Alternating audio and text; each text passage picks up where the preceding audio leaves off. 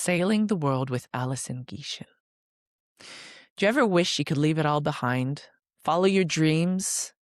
Do you wish you could live your life on your own terms? Is it actually possible? Do you ever wonder how it is possible? Do others actually do it? If you want to know more, this episode is for you. Welcome aboard the podcast of Women Spark with Janik, a place to show women how powerful they are and remind them of the spark that they carry, the strength that gets us up every single day. A place to feel seen and understood when we don't fully have what it takes to get back up on a hard day. This podcast is to help women heal and become the best version of themselves during the roller coaster of life. We're building a community of women that wants to help one another and inspire each other to become stronger and more united as we were born to be.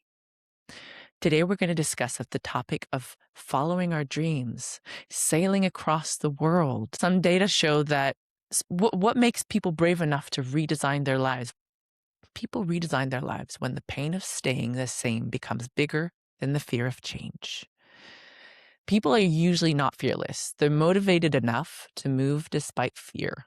Well, what research and experts say on career change is that the main repeated points are the fear of the unknown, financial instability, failure, and social judgment are the main barriers. At the same time, transitions are easier when people have resources, support, and a plan. Well, the risks to cover are, like we said, financial risks. So there's loss of income, saving pressure, retraining costs, and the fear of not replacing a stable paycheck. There's the family impact, which is children, partners, mortgage, and caregiving responsibilities tend to be the more where people are more cautious. There's a psychological risk. So the fear of failure, the embarrassment, and uncertainty often matter as much as money. There is the one last one, which is the social risk, where people worry about being judged and as reckless, selfish, and unrealistic. Well, in all of that, if you want to follow your dream, time and planning is definitely of the essence. Today, we're speaking to Alison Gieschen. She and her husband had a common dream, which was that one day they would travel the world by sea, cross every ocean, live differently, and discover what the world has to offer. She's here to tell us her story and how it shaped where she is now.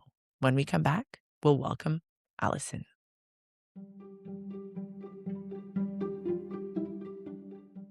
Welcome back to Women Spark Podcast with Janik. On the show today, we're going to welcome Alison Gieschen.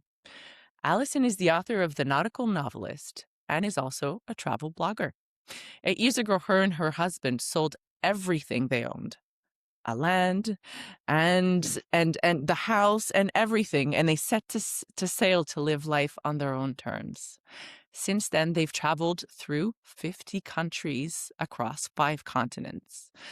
They've experienced incredible places around the planet that obviously few people ever get the chance to see. They're so lucky.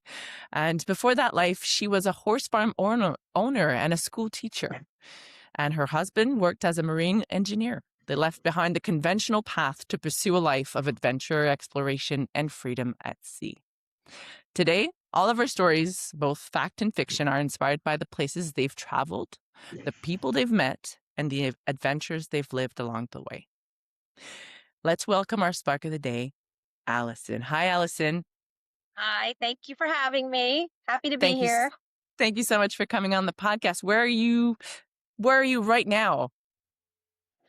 This very moment, we are anchored in a group of islands called the Tuamotus, which are in French Polynesia. In French Polynesia. Oh, for the listeners, please dream everything, because French Polynesia, wow, the blue water, the crystal clear water, the amazing landscapes. Is that what you're seeing if you get out of your boat right now?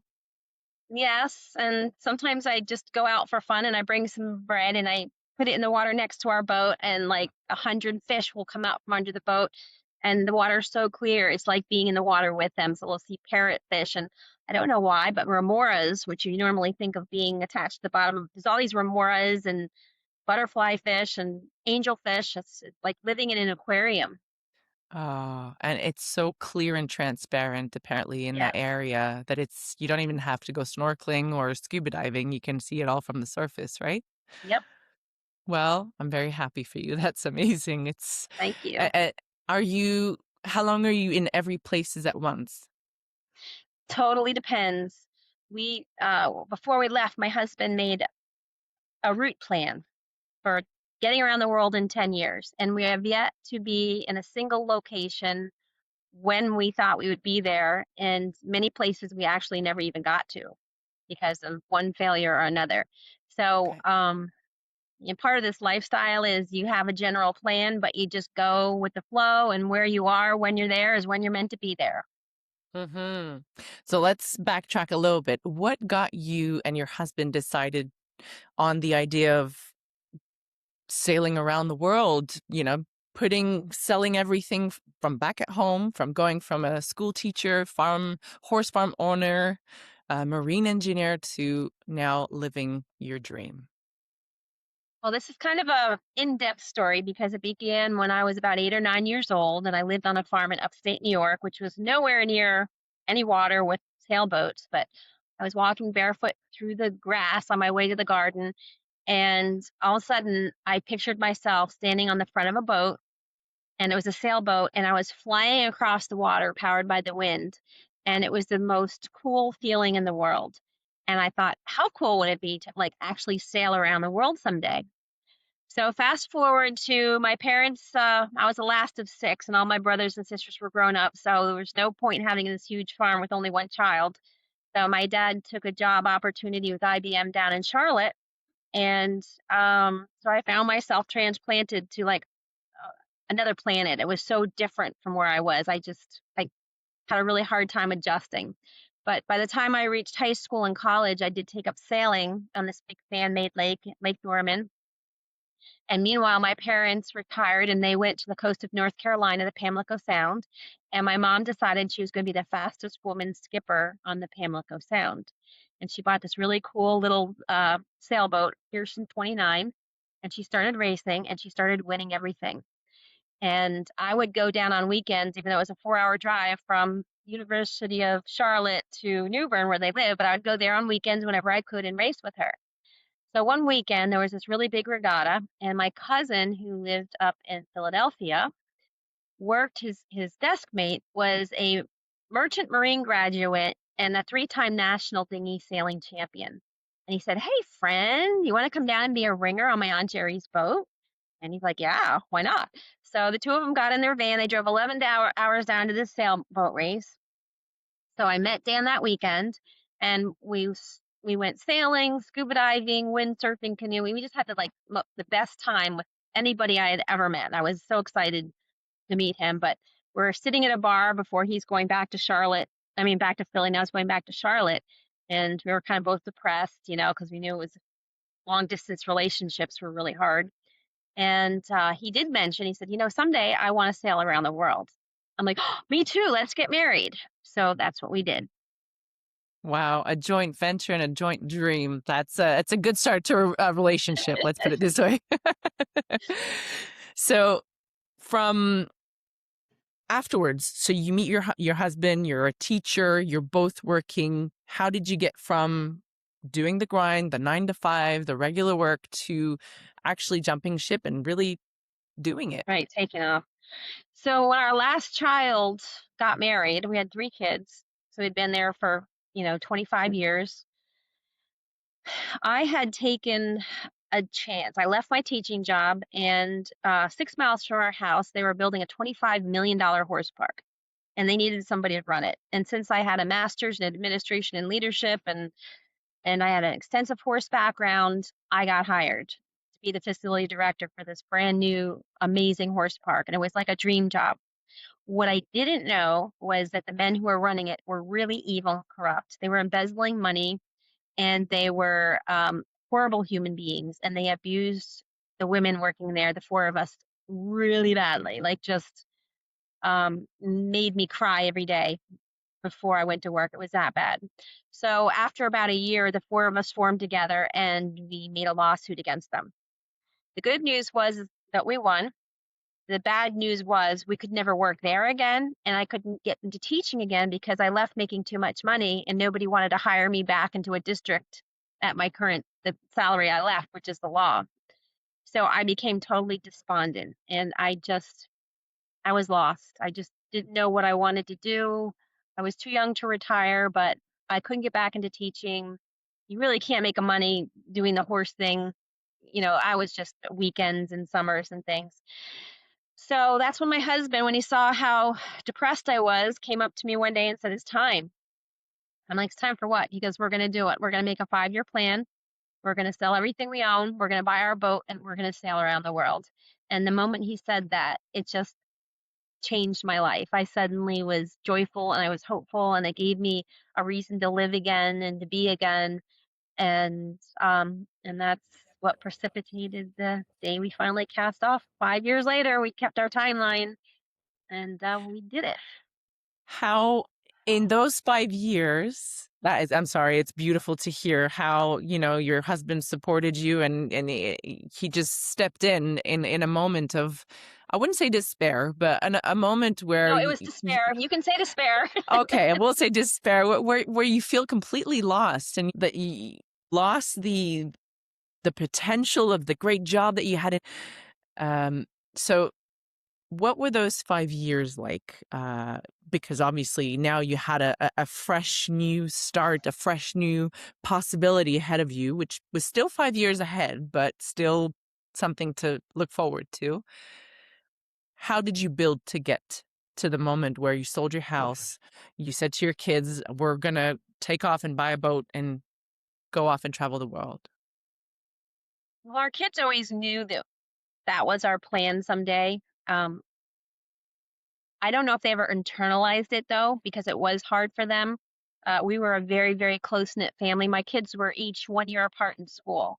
So, like in high school, when they were in eighth, ninth, and 10th, and all the way up through when my son was a senior, every event happened on our farm, and they had all common friends. So, we just loved being together, and we were like a very, very cohesive family. So that part was difficult. I think the most difficult part, but the exciting part was the learning experience because sailing around the world isn't something you just say, "Okay, let's go," and you just hop on a boat. There's a lot of education. So we had to travel around to boat shows all over the country, and we would be looking at all the latest electronics and the latest, you know, safety equipment, and we would attend seminars. So we'd spend hours at these seminars listening to people who had already done this, and we read lots of books. And at the Miami Boat Show, we were listening to a man named John Kretschmer who gave a seminar on sailing in storms, which was my biggest fear. My husband had been in the merchant marines in college, so he had been across oceans on ships. I had not been out in the middle of the ocean, so my biggest fear was storm. So at the end of his talk on sailing in storms, which really impressed me because he was in, I want to say, 3 hurricanes and 2 typhoons out on the ocean in boats. So he knew So his you're in his good way. hands. He said offhandedly as he was wrapping up that I do give heavy weather training passages where I take people out in the trade winds and the time of year when people don't normally sail, and we do 1,000-mile training passage in heavy weather. And I'm like, "Ooh, ooh, ooh, Dan, I have to do that. That's not a want. That is a need. I need to go out there on somebody else's boat who I know is experienced and I trust and do a heavy weather training passage." So sure enough, I was able to, there was like one spot left, and I was able to go out and, sail in incredibly high seas and heavy winds and get certified like you're going to be fine. And then there was the boat buying. This John Kretschmer, since he had been a delivery boat captain, had sailed on every kind of boat imaginable, and he grilled us thoroughly about what we wanted. What do you want to, what do you like about this boat? What don't you like about that boat? And he came up with a list of the top 5 boats that we should be looking for because your boat is everything. I mean, that's what gets you around the world, and it needs to be a really good choice. So he made a list based on what we liked or the top 5 boats we should buy.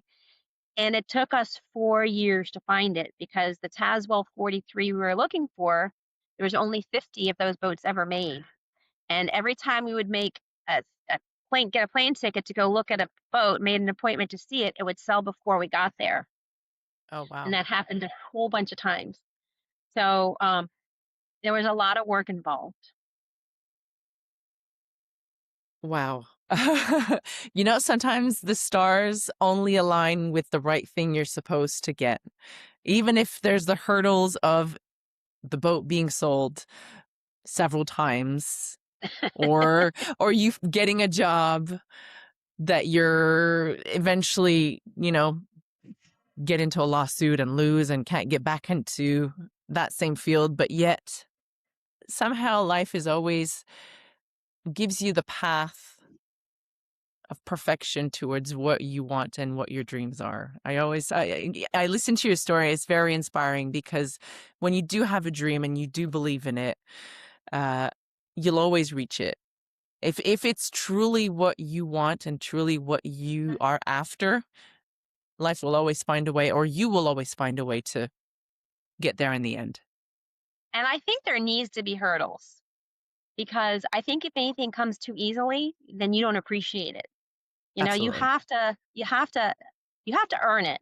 If you Hmm. have anything handed to you, you better be very suspect because nothing, it's like childbirth. You don't get a baby just by, unless you adopt, I guess. But, you have labor pains, you have the horrible pain of childbirth. And then when that baby finally comes out, it's precious and it's, so amazing. And this was like a childbirth experience. We fought and we struggled and we went through pains and we went through agony. And the moment that we like took off that dock line, it was that much more precious.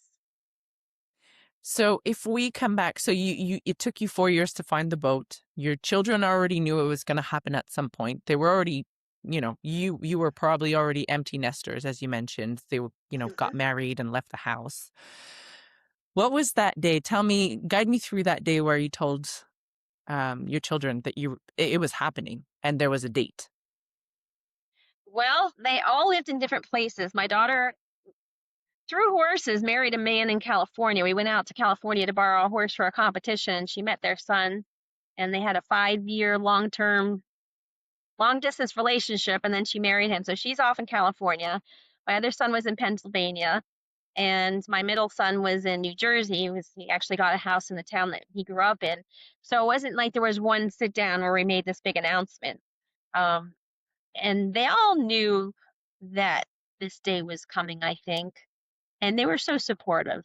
And at that point, they were still only one of them had a child, and he sailed with us from the moment we got our boat because he was a 2 year old when we bought our boat, and so he was very very comfortable.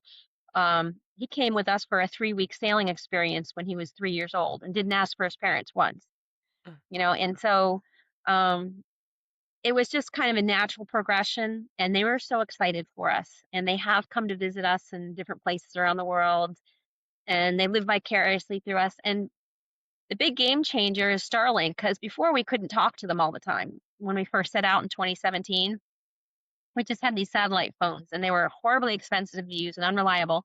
And now with Starlink, I can be up on the deck of my boat and my daughter will call me and she'll hand the phone to my grandsons.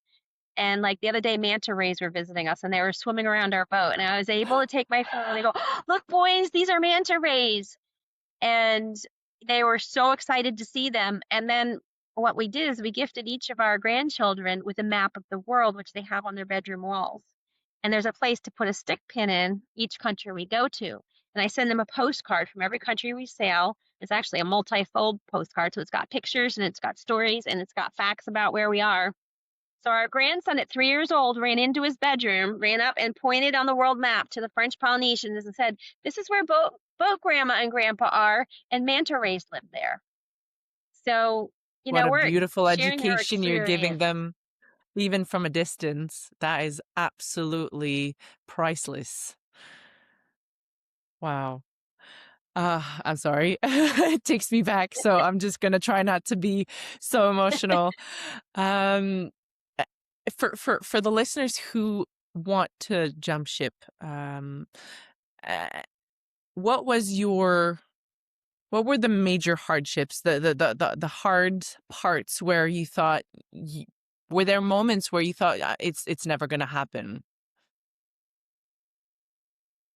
Well, we did have some difficulties. Like for instance, when we finally found our boat, and it was very surreptitious, I guess is the right word. I just happened to be taking a like mother-daughter cruise with my daughter, and we're going down to out of Atlanta. When we found out that there was a Tazewell 43 in Georgia, which was only a 2-hour drive from where we were, and it just came up for sale.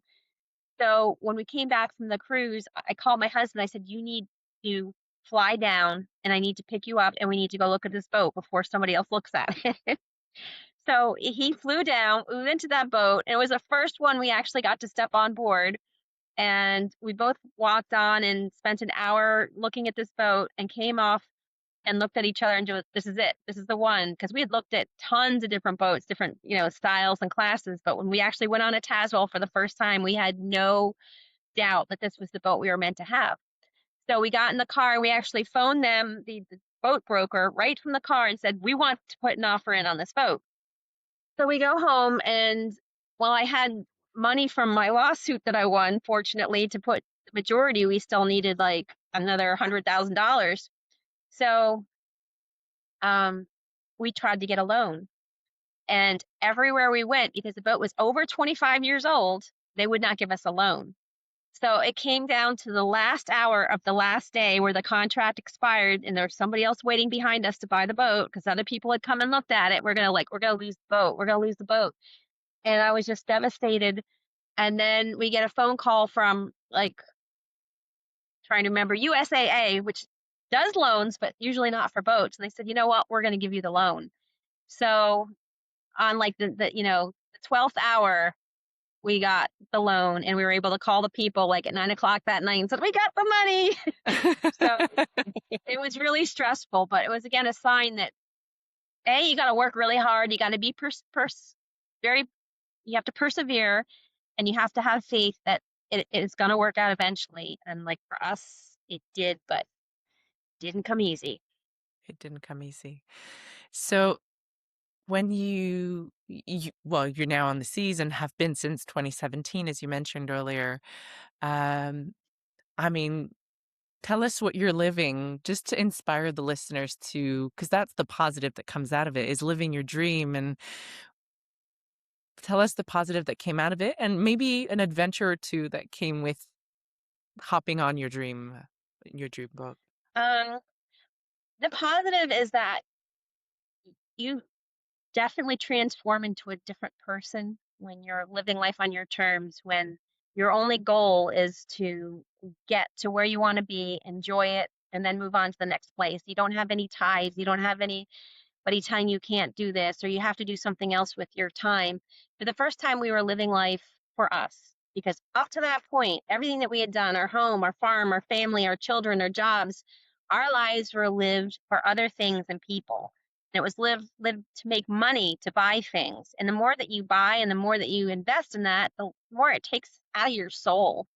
And when you finally get to a point where you are the masters of your own destiny, you make your decisions daily based on where you want to be and what you want to do, it you experience life on a totally different level. And for us, we have to work really hard. Like crossing oceans is really difficult. And when you finally pull into this port in this brand new country and you drop your anchor and you're looking at a crystal white beach and palm trees and you step foot on that land and you realized how far you came and everything that you've accomplished to step foot on that island, it's just absolutely overwhelming. And we never lose that appreciation. And we've been to places that few humans have ever seen. The only way to get there is by sailboat. And yet we've been to, going to Athens was an incredible experience and seeing the Parthenon and the ruins from thousands of years ago and to see how civilization has progressed and knowing that you got there by traveling the way they did back then. We got under sail, halfway around the world to Greece and we're able to see history and it's it's so encompassing that it's really hard to put into words, but I can tell you that we never lose our awe and our appreciation for each new place we get. And you can every day tell yourself, I've done this for myself, and I'm here today because I chose to believe in the possibility of following my dreams. And that is far greater than the fear and uncertainty of not doing it, Right. right? Absolutely. Now, you told me a little story earlier, and I mean, following your dreams is not all, you know, sunshine and rainbows. It comes with ups and downs, and it's just part of life. And do you want to tell us a couple of adventures, or just that main adventure that you told me earlier?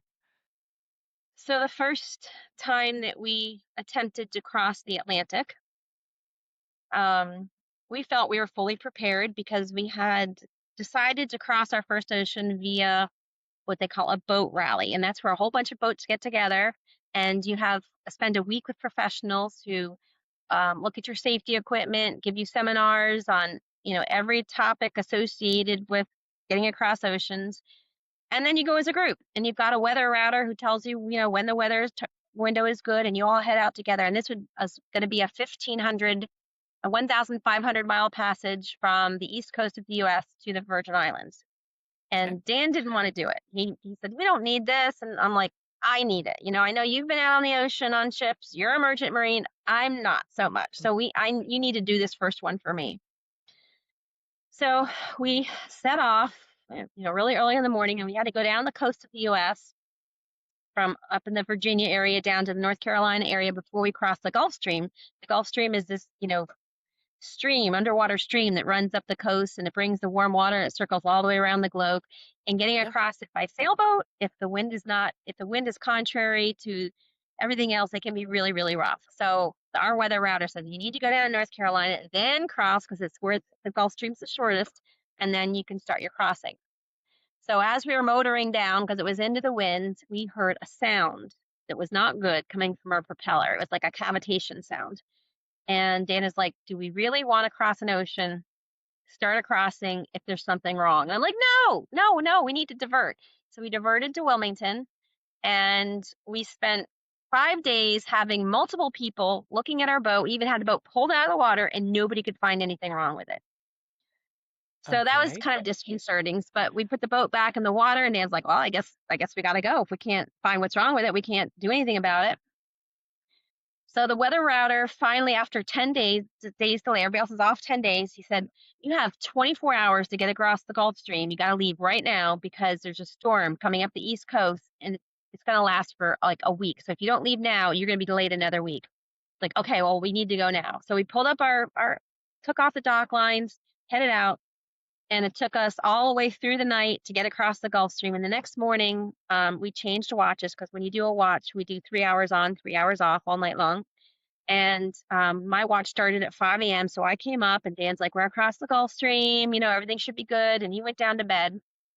And so I'm up there doing my thing, and the sun comes up over the horizon, this big orange glow, and the light is coming over across the waves. And I see this gigantic wave coming for us. I'm like, oh my God. And the wave comes, and the boat just goes up, and it goes back Oh. over it. And I'm like, okay, well, that didn't feel bad. And then I see another one coming. And then I realized the waves were just that big. I just couldn't see them because it was dark. They were huge waves.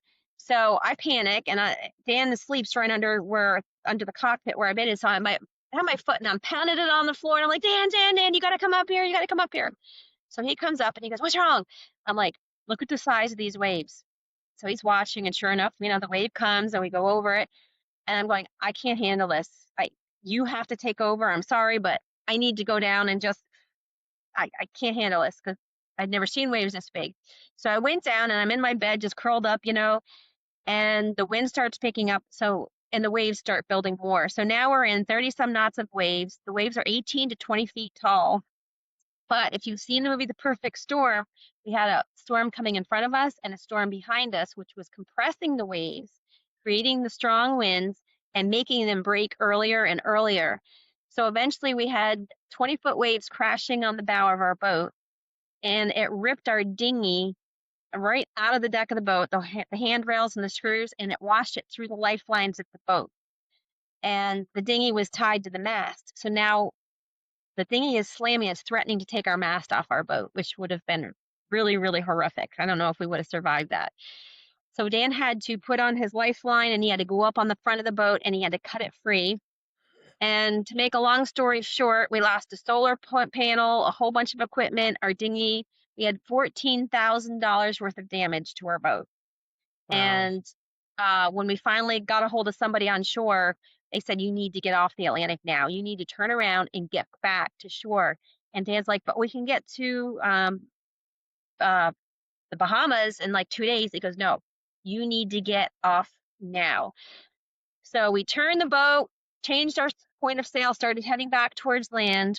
And as soon as we did, like 5 minutes later, the sunshine comes out, the waves start settling down, the wind starts easing, and a pod of dolphins come swimming around our boat, and they start jumping and leaping out of the water and just doing flips and everything. And I'm like, oh, this is such a sign that this is what we were supposed to do. It Yep. wasn't the right time to go. We got back to land and we had $14,000 worth of damage to our boat, which the insurance covered every dime. But the damage it did to me on the inside, I'm like, I don't know if I'm ever going to get over this. And here we are almost 10 years later. How do you feel about the whole thing today? Well, I had fear, but I also still had faith that I did not work this hard and get this far not to do it. So I had to swallow my fear. And we did cross the Atlantic again, and it was really rough. And every time the wind and waves started getting rougher than they should have, I had total meltdowns like PTSD, panic attacks, anxiety. So when we got to the Virgin Islands and we sailed around them and it came time to make our next ocean crossing to go to Europe, I said to myself, today's the day I'm going to tell Dan I can't do it. I wake up every morning and I'd be like, he's got to find somebody to be crew to get there. I'll fly and meet him there, but I can't cross oceans anymore. It's not worth this stress. I just couldn't deal with it. So we pull into a harbor where we're launching to leave, and I'm like, I gotta tell him, I gotta tell him, I gotta tell him. And we pull into a harbor, and there's probably 100 boats in the harbor. And we have something called AIS, which tells you the name of every boat in the harbor, the size of the boat, who owns them. 3 boats away, you'll never guess who was there. Haha, I want to know who was there. John Crestmore, the man that I did my 1,000-mile training. And that had been Wow. 3 years, and I had no idea where on the planet he was, but he was 3 boats away. So we call him on the AIS. I'm like, John, this is Allison. And Allison and Dan, because he had met Dan too. Dan actually ended up going on the training passage with me because somebody else dropped out last minute. So he knew exactly who we were. He's like, well, come over for happy hour. I'm like, okay. So we go over and we get there, and there's a bunch of people because he's like a celebrity in the sailing world. So there was like, 3 other couples on the boat. Finally, he turns to me and he goes, so Allison, how's it going? I'm like, John, it's really bad. And I start telling the story and told him all the details of the storm. And I'm like, I don't know if I can do this anymore. And he starts laughing. And he goes, do you know how lucky you are? I'm like, no. He goes, do you know, first of all, your husband did great. Your boat did fine. And you're still out here. He goes, do you know how many people would have just sold the boat, given up, and never, sailed again? He goes, the chances of you getting in a storm like that again are about zero, and you survived it and you're still out here. And he was the only person on the planet that could have looked at me and told me that, and I would have believed him because he was my mentor. He was the person that got me to where I was, and he was 3 boats away and told me that and looked me in the eye, and I'm like, okay, I can do this. And he's like, absolutely. So, Wow. and I'm not going to say that I haven't ever been scared or cried or had meltdowns again, but I'm okay with that because we always get through. Even though I have my meltdowns, I understand that I'm going to have those and that I just need to get through them. Hmm.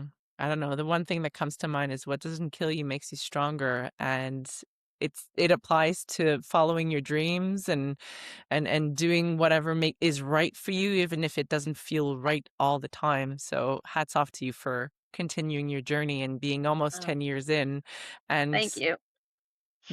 being able to see all those beautiful sceneries and animals and people and cultures that probably inspire you every single day to They continue. do. They do. So we're at the end of this podcast slowly but surely, but there's one topic that we haven't covered. In the introduction, I talked about that you're an author and you're a blogger. And so the constructive is so important because it's part of inspiring the listeners, inspiring other people to follow in your footsteps, whether they are the same or a bit different. Um, So what kind of constructive do you plan on doing or that you have done with following your dreams? Well, I was always a writer at heart. My degree in college was in English, and I wanted to be a journalist. And that didn't happen for me. But this absolutely gives me the time and the fuel and the fodder for being a very productive writer because I've got so much time to do it. And the experiences and the things that we see and the people that we meet just are launch my creativity and my excitement for writing. So that has been an absolute blessing. And I have like 8 books, but I think 5 of them have been out since we've been sailing. And I'm just getting ready to finish our third memoir about our sailing journey. The first book, Riding the Waves of Reality, Tales of Turmoil and Triumph, is about the whole buying the boat, selling the house in our first couple of years. And then the second one is our time in the Mediterranean, which was absolutely amazing. And our third one encompasses getting to where we are right now. Where can we find you, Alison? Is there a website or social media? Where can we find you? I'm on all the social media platforms, the Instagrams and the Facebooks, and we have a YouTube channel, Sailing Equus, that we put together a lot of videos of our excursions and our shore adventures and sailing and dolphins and all the fun stuff that we see. That's our YouTube channel. And I have an author website, AlisonGieschen.com, where, as the nautical novelist, I have all of my books listed with links. And then, if you are interested in the actual stories and pictures of where we are, I have my travel blog, which is sailmates.org. So, for every country we go to or every new port we go to, I do a travel blog and photos and stories and some history of the cultures and things like that. And for all the listeners, we're going to put the details in the summary below. So, cellmates.org and AlisonGieschen.com. You're going to find it in the summary. And so you can follow Alison and her adventures through those websites. And are the links for your social media on those platforms as well, on those They websites? are for Okay, the YouTube perfect. videos, and there's a link called Find Our Ship. So if you click on it, it will show a world map and it'll show you exactly where our boat is at the moment. So, and my photography, I have artwork and it's on a Redbubble channel. So every link to everything is on each of the platforms. Thank you so much, Alison. And before we end the podcast, do you have a final advice for the listeners? If someone's just daydreaming of something else than the 9 to 5, the grind, and they want to follow their dream, what would be your final advice for the listeners? I would say do it at all costs because life is too short to be living it for just working to get things and just working to get by. And, following that dream is why you're here. And if you put it off, um, you're never gonna, get to experience your dreams, and that's really what makes life worthwhile. And you'll be really happy you did. Once you get there, you're gonna have to work really hard, but once you get there, you're gonna be really glad you did. I don't know what you think about that, but my view on this is the day I'm on my deathbed, I don't want to have any regrets. And so, what does that mean for you, Alison, and for you, the listener? What does that mean if I do or don't do this? What would those be? And For maybe me, it'll, I'm gonna have zero regrets. And there's yeah, oftentimes exactly. I think we're not gonna survive, which, is close to being on your death. Like, oh, how are we gonna get through this? Like, um, but I don't have any fear. I don't have any fear of because I've already come so far and done everything that I beyond my wildest imagination that I have no regrets. And I think that's a really powerful way to live life is to not have any regrets and to be happy with exactly where you are and what you're doing. And that's Absolutely. a gift. It really is a gift. Thank you so, so much, Alison, for coming on the platform, on the podcast, for sharing your story and for inspiring other women and listeners to follow their dream. Thank you for having me. Thank you. To all the listeners out there living tired of the ordinary, if you have a dream or want to reach something else, living outside of the normal life, make a plan. Set some goals, short term, long term. It is possible. You're seen, You're not alone, and your dreams do matter. So you deserve to find sense in your life again. Thank you again, Alison, for sharing your story. This is it for us for today. Tune in every week on your favorite podcast platform. If you want to get involved with the Be Guided, Be Inspired community, or you want to share what kind of experience or life-changing story you have and you want to inspire other women, come on the platform, write us, and we'll connect together at www.beguidedbeinspired.com. Let's change the world of women, one conversation at a time. Keep sparkling. See you next time. Bye.